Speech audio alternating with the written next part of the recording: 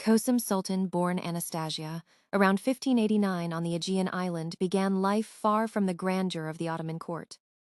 Raised in a Greek Orthodox Christian family under Venetian rule, she was likely captured during Ottoman raids while still a child and sold into slavery. Transported to Constantinople, she entered the imperial palace, where her beauty and intelligence quickly distinguished her.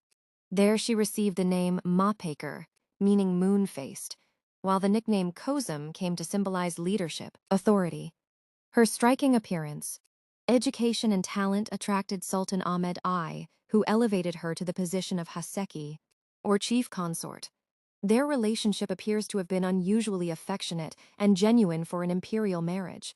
Kosem shared Ahmed's interest in Sufi spirituality and soon became one of the most influential women in the palace. By bearing several sons and daughters, she secured a powerful position that would eventually place her at the center of Ottoman politics. One of Kosem Sultan's most important achievements occurred long before she ruled the empire. According to traditional accounts, she persuaded Sultan Ahmed I not to execute his brother Mustafa, helping to weaken the long-established Ottoman practice of fratricide. For centuries, newly crowned sultans routinely killed their brothers to eliminate rivals, a policy that claimed countless royal lives. By preserving Mustafa, Kosem indirectly transformed the succession system and altered the future of the dynasty. The consequences were immense. After Ahmed's death in 1617, Mustafa briefly became sultan, followed later by Kosem's sons Murad IV and Ibrahim, and eventually her grandson Mehmed IV. Had Ahmed continued the tradition, many of these princes might never have survived. Kosem's influence extended beyond her own lifetime. This single act of political foresight helped create the conditions allowed her to become Validid and ultimately one of the most powerful women in Ottoman history. Subscribe. Kosem Sultan ruled the Ottoman Empire through three separate regencies. First, during the minority of Murad IV, then during the troubled reign of Ibrahim, and finally during the minority of Mehmed IV. Few women in pre-modern history exercised political authority on such a scale. Renowned for her intelligence, diplomatic skill, and knowledge of Persian and Arabic, she became the dominant figure of the era known as the Sultanate of Women. Her ability to manage court politics made her indispensable during decades marked by rebellions, wars, economic instability, plague. Despite her efforts to stabilize the empire and maintain the loyalty of the Janissaries, tensions grew between her and Murad as he sought to free himself from her influence. In 1648, convinced Ibrahim's rule threatened the state, she joined court and the Janissaries in removing him from power. Her willingness to sacrifice personal ties for political necessity reveals a ruler who viewed the empire's survival as her highest responsibility.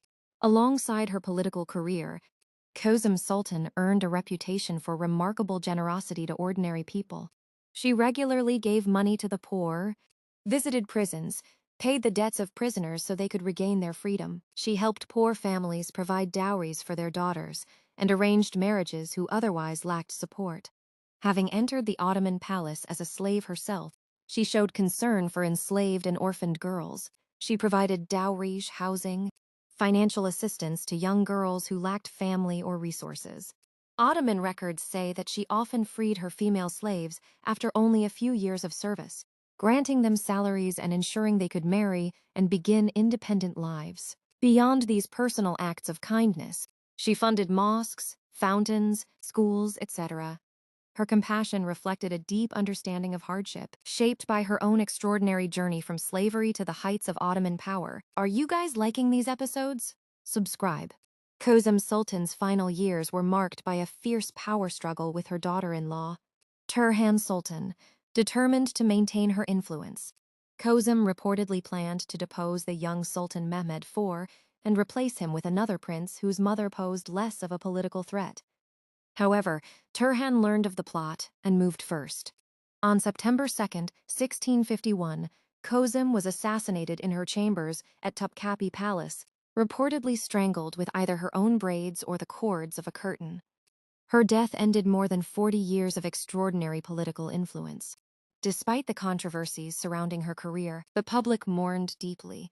Crowds gathered in Istanbul, and many remembered her generosity toward the poor. prisoners, slaves, and orphaned girls. Buried beside Sultan Ahmed I, Kosem remains one of the most powerful and influential women in Ottoman history. End of Kosem series. I wish to make video on Emu War. Would you watch? Comment and subscribe, please. Love you guys.